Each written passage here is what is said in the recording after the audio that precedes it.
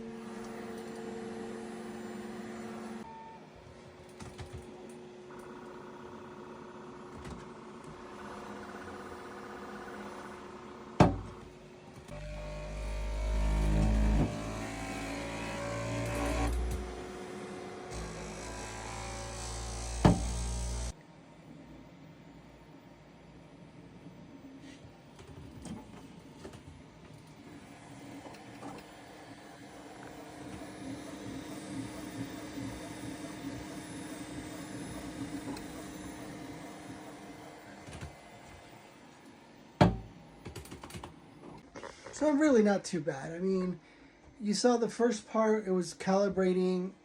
It was a little loud there. I mean, I think if you're going to start a print before bed, you'll go through that before you even go to sleep. But as you can hear, it's mostly the fan that you hear. The print itself is actually really quiet. Like, I could easily sleep with this. And the fan might be a nice little background noise, you know, like rivers or birds chirping. It's actually soothing. I might go to sleep to that.